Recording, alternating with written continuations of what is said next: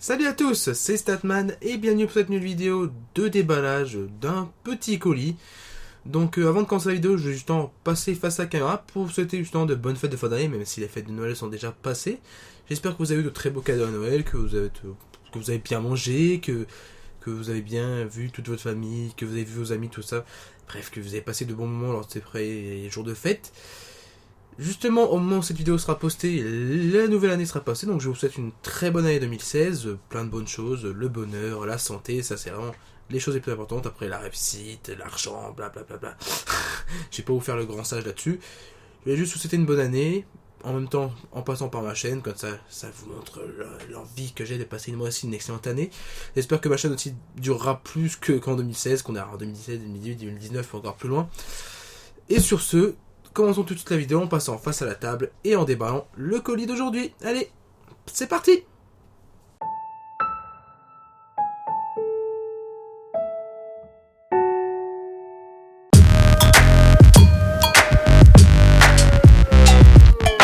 nous voici donc face à la table maintenant pour le déballage de ce petit colis. Alors, déjà, on va dire l'intérêt principal de cette vidéo de déballage, c'est encore une fois de déballer un téléphone. Alors, ce téléphone, je l'ai commandé 2-3 jours avant le Honor 7 parce que voilà, j'avais des sous dépensés en ce moment, donc je me suis dit pourquoi pas prendre deux téléphones qui semblent intéressants. Donc celui-là, je l'ai acheté pendant le Black Friday lui aussi. C'est un téléphone qui m'a coûté environ 150 € et je peux déjà vous dire que pour ceux qui sont un petit peu paranoïaques du genre oh là là, j'achète pas en Chine parce que là-bas j'ai peur que ça m'arrive pas. Comme vous voyez, ça m'arrive tout le temps, il n'y a pas de souci. En passant notamment par Gearbest et Tiny Deal, parce que c'est les deux boutiques que j'utilise assez régulièrement. Ce téléphone que je présentais est disponible aussi chez Cdiscount. Voilà, je montre tout de suite la photo pour que vous puissiez le voir un petit peu avant le déballage. Donc pour ceux qui auront un petit peu peur, vous pourrez le commander chez Cdiscount. Ça, on en reparlera au moment du test qui arrivera d'ici février. Pas avant, parce que en ce moment, je vais prendre mon temps pour finir tous les tests. En même temps que les partiels, c'est compliqué. Voilà, sur Cdiscount pour l'instant, il est à 219 €. Donc il est quand même assez cher. Enfin, il est plus cher que là où je l'ai acheté. Mais pour les caractéristiques, ça reste acceptable. On en reparlera pendant le test, pas de jugement avant le test. Donc on va ouvrir ce petit colis. Encore une fois, arrivé par poste NLR Mail. Très bien emballé une fois de plus. Un petit peu de vide ici. Mais on sent qu'il y a encore une fois bien des bulles, donc il n'y a pas de souci. Donc c'est encore un téléphone que j'ai commandé chez Gearbest. Qui m'ont livré cette fois-ci, au lieu de me livrer en 3 mois, ils m'ont livré en 1 mois. C'est quand même mieux. Donc on va dire que c'est acceptable. Parce que surtout il n'y avait pas que le téléphone dans cette boîte, enfin dans ce colis, donc je vais vous cacher ce qui n'est pas en rapport avec le téléphone. Enfin, je ne vais pas vous le cacher, je vais vous le montrer rapidement et on va en parler dans une future vidéo. Donc, excusez-moi, je vous montre, je déballe le téléphone. Cette fois-ci, j'ai pensé aussi d'eau. Je m'améliore. Alors, on a quoi en premier? On a un petit adaptateur fourni par Gearbest, qualité assez pourrie comme d'habitude, mais ça fait le job pendant un petit bout de temps. Alors, le téléphone est au-dessus. Voilà. Alors comme vous pouvez voir, dans ce pack promotionnel, il vous offre aussi une flip cover avec ce téléphone. Une flip cover qui est compatible recharge sans fil. C'est pour ça que dans le colis, je vais le sortir tout de suite, espérons que je l'ai. J'ai commandé aussi une base de recharge sans fil, en bois, un petit peu design. Je vous en ferai aussi, on va dire, je vous en toucherai 2 mots pendant le test pour dire si c'est bien ou pas. Pareil pour la coque, bien sûr. Cette coque, elle me paraît vraiment sympa parce que j'ai vu que normalement sur le site, sur Gearbest, elle coûte une vingtaine d'euros.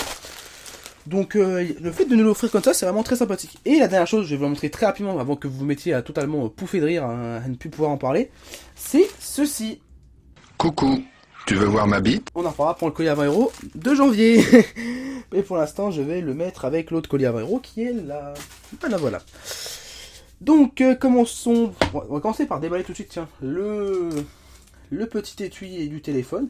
Alors, c'est un étui où il est marqué S-Cover, je sais plus quoi. Donc, dans les appellations, ils ont essayé de copier le Samsung et ils ont copié le Samsung dans l'appellation. Mais bon, normalement, c'est pas une flip cover qui est sur la Samsung. Je vous mettrai une petite annotation ici pour vous dire si oui ou non ça existe ou pas chez Samsung, celle-ci. Enfin, en tout cas, la forme factor. Alors, elle est assez épaisse. Donc, il y a il y a le petit morceau de machin dedans. Et clairement, elle fait vraiment très sympa. Elle est vraiment très sympa, regardez. Les 3 petits connecteurs pour la recharge sans fil. Vraiment assez épaisse, solide. Ah, c'est vraiment un très bon accessoire. Donc merci à Tinydeal. Excusez-moi. Merci à Gearbest de nous l'offrir avec ce téléphone, c'est vraiment très sympathique. Et donc ensuite la boîte du Ficom, alors qu'elle s'appelle EX780L, donc le nom est assez bizarre. Ah, la boîte a une texture, je sais pas, je vais essayer de la montrer. En fait c'est bizarre, c'est assez... Ah, le focus est parti. Bouge la caméra. Come back. La texture elle est assez bizarre, c'est... je sais pas. J'apprécie pas forcément la texture, bon, vous me direz. Hein. La boîte est à l'envers, oups. Donc comme vous pouvez voir, Ficom chinois. L'étiquette de Gearbest qui est collée à l'envers, super. Des autocollants Void if Open, sauf que le téléphone logiquement a déjà été testé par Gearbest. Ah, quoique non, le téléphone n'a pas été testé cette fois-ci on dirait. Parce qu'il y a encore les deux scellés ici, qui n'ont pas l'air d'avoir fait de marque, donc il est possible que Gearbest n'ait pas ouvert ce téléphone, mais bon, ça on le verra au moment du déballage. Alors bon, on va regarder toutes les caractéristiques du téléphone. Hein. Donc vous voyez ici les superbes IMEI, pour ça que je floute en ce moment. Et il n'y a aucune caractéristique, donc je pensais qu'il y aurait des caractéristiques, il n'y a absolument rien. Donc nous allons ouvrir les scellés, donc on va cacher les IMEI. Hein. Alors est-ce que je vais être très bon cette fois-ci? J'ai pas envie de péter la boîte si possible. Voilà. Deuxième scellé. Et c'est que je suis bon aujourd'hui. En même temps, j'ai pas sorti le couteau à pain pour cette aussi. Donc je pense que ça marche toujours mieux qu'un ciseau qu'avec un couteau à pain. Et maintenant, nous allons retirer ce que nous avons déjà déballé. Clac, clac, clac. On verra après pour le truc en bois. Et on va ouvrir le téléphone. Enfin, en tout cas, la boîte du téléphone. Donc vraiment, la boîte, elle fait quand même assez classe, même si le toucher est vraiment... Bon, c'est un peu crade. Mais le toucher est vraiment très spécial. Je dirais qu'en fait, ça c'est un petit peu... une sorte de pierre ponce très lisse. C'est vraiment très bizarre. Bon, la boîte c'est pas très important. Ce qui est le plus important, c'est le téléphone qui est ici. Donc un téléphone totalement fait en métal, dont nous reparlerons tout de suite après. Mais d'abord, passons aux accessoires. Donc un berceau par-dessus. Et en dessous du berceau, nous avons... En fait, le berceau se défait entièrement. Et dans le berceau, vous avez normalement tous les accessoires. Alors qu'est-ce que nous avons? Nous avons déjà un petit outil pour ouvrir le tiroir pour la carte SIM, et seulement pour la carte SIM, parce que ce téléphone n'a pas de possibilité d'extension de mémoire. Je vous rassure, ce téléphone est doté de 32 Go de mémoire, ce qui est normalement suffisant. Mais bon, on va quand même apprécier d'avoir une extension pour de carte mémoire. Alors ici, nous voyons que le quality check a été fait, ou je ne sais pas quoi, et que ce téléphone est relativement vieux. Hein.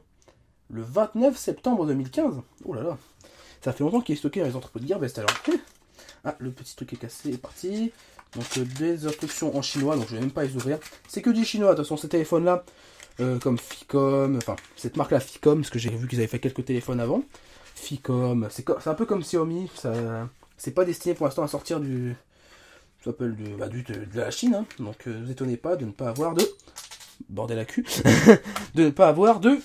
Ça s'appelle de français ou d'anglais dans les notices. Donc là j'ai perdu le petit outil pour la carte SIM.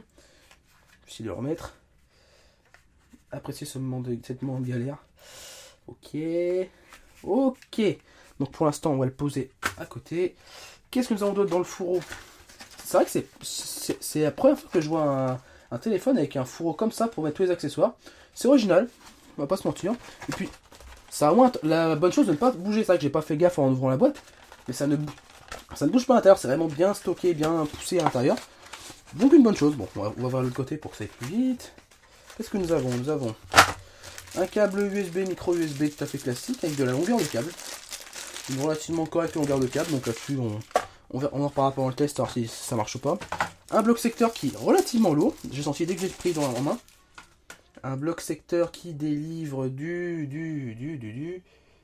Allez, donne-moi ta science. C'est dans ce sens. Focus. 1,2 ampères, donc c'est relativement, on va dire, correct. Pas de recharge rapide prévue, mais bon, c'est pas grave. Alors, est-ce que ça fonctionne? Oui, ça fonctionne, et c'est totalement inesthétique. Ah bah purée, je sais pas si je charge, je tirer tous les jours. Mais bon, voilà, ça sera pendant le test, à voir. Et qu'est-ce qu'il nous reste dans le fourreau? Absolument rien, il n'y a plus rien. Donc voilà pour le déballage de la boîte, et revenons au téléphone. Donc téléphone qui est dans une petite pochette à bulles, ça c'est très sûrement Gearbest qui a fait le boulot. Alors pour voir ici quand même qu'il y a mon reflet. Je sais pas si j'arriverai à montrer quelque chose. Donc là, marqué SIM 1, SIM 2, les boutons, les machins. En bas, 3 boutons capacitifs. On vous dit le port micro USB est ici. Alors, il y a deux grilles ici. Donc, je ne sais pas si c'est un haut-parleur stéréo. Mais d'expérience, je dirais qu'ici, il y a un haut-parleur et ici, il y a un micro. Donc voilà, je vois que derrière, il y a des étiquettes avec les IMEI que je vais m'empresser de retirer. Clac, voilà, on colle sur la boîte. Alors on voit ici norme CE China Export bien sûr. On voit que le quality check a été fait par numéro 13. Donc je pense que ce téléphone va nous porter la poisse vu que le 13, hein, voilà, superstition. Hein. Donc on voit un logo Ficom mis dans la masse, c'est plutôt sympathique. En bas on a CCC, fais-moi tourner 10 fois dans la boîte, c'est bien. Alors ici on nous marque 2900 mAh, alors qu'il me semble que sur Gearbest, et ben c'était marqué 3000 et quelques milliampères, donc je sais pas. Je suis un petit peu dubitatif, donc on verra pendant le test tout simplement. Hein.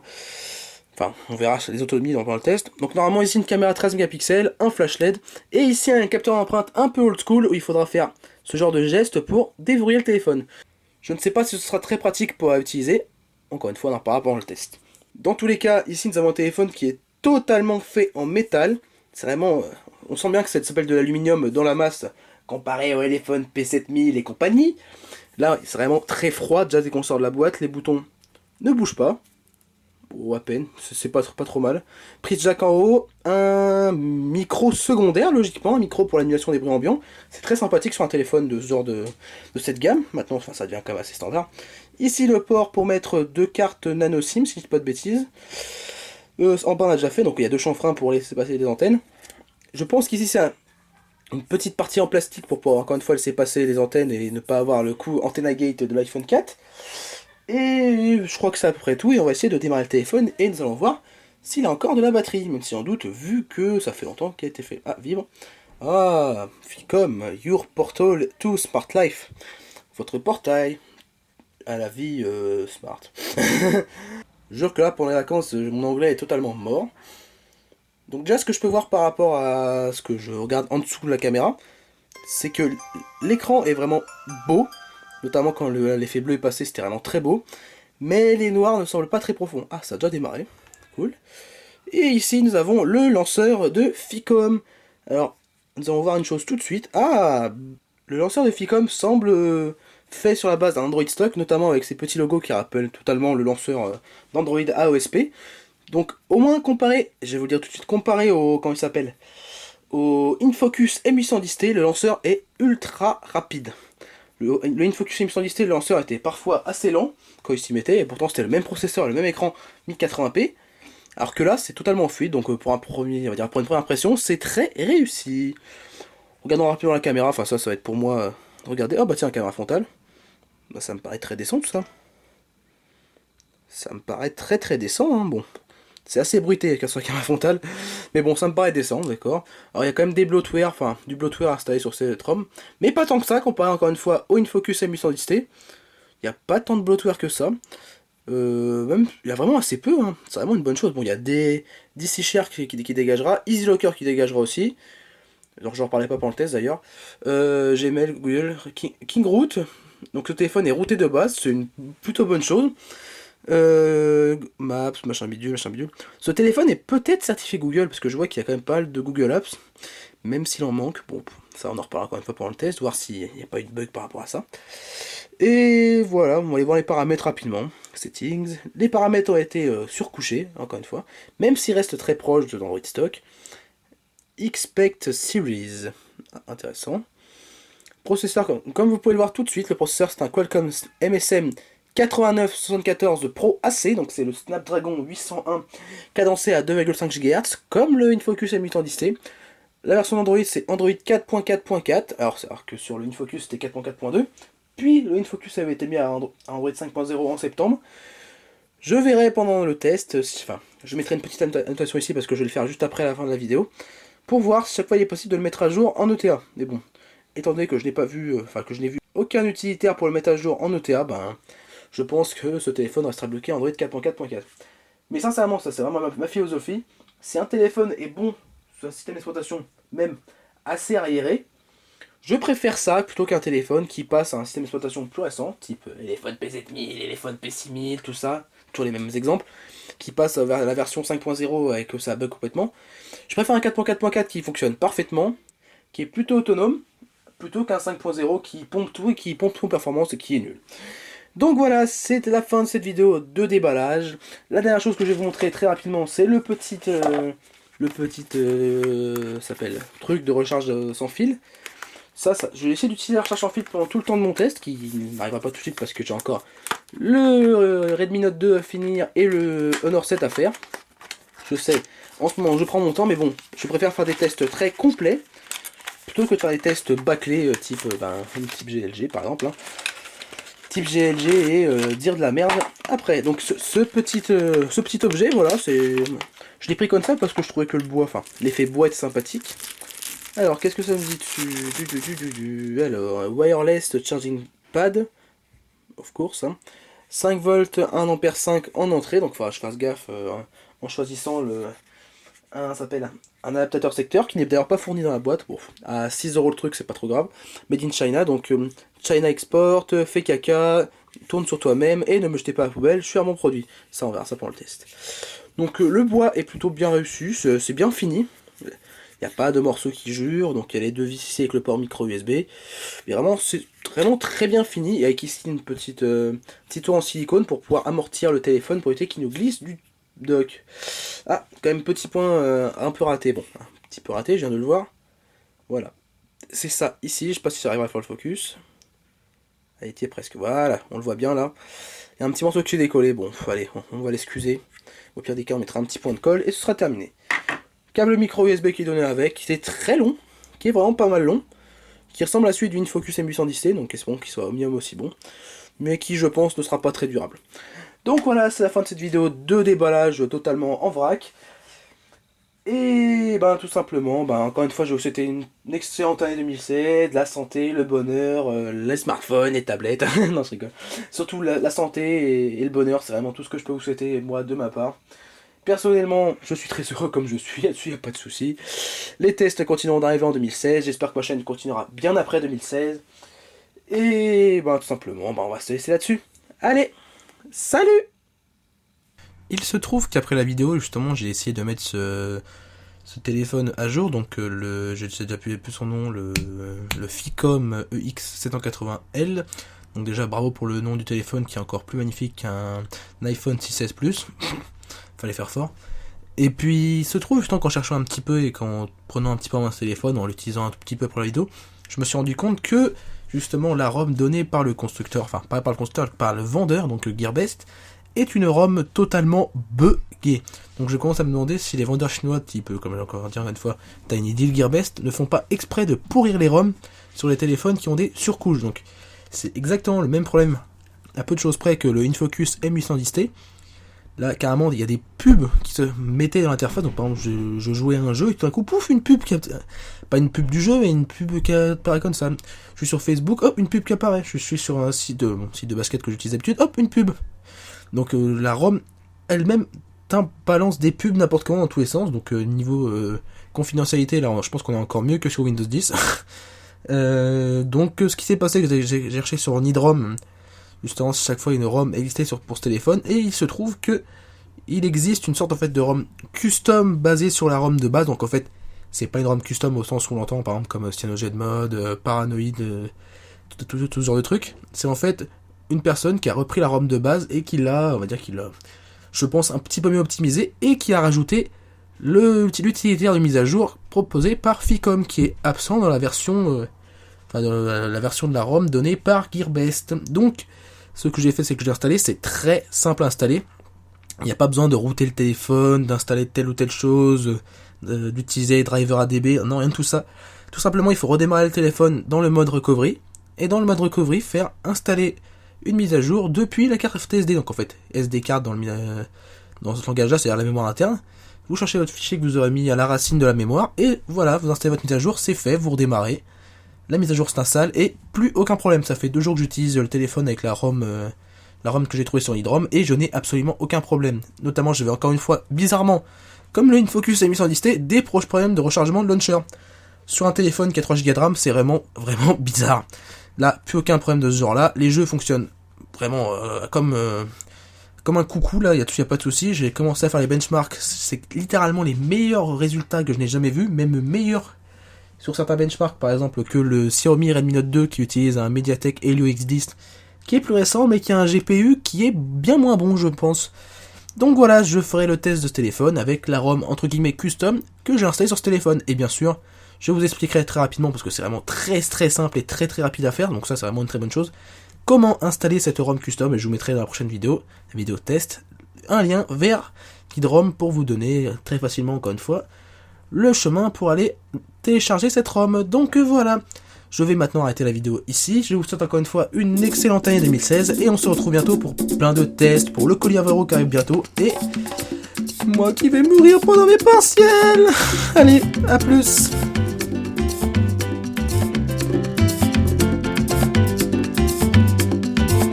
Yo te traigo esta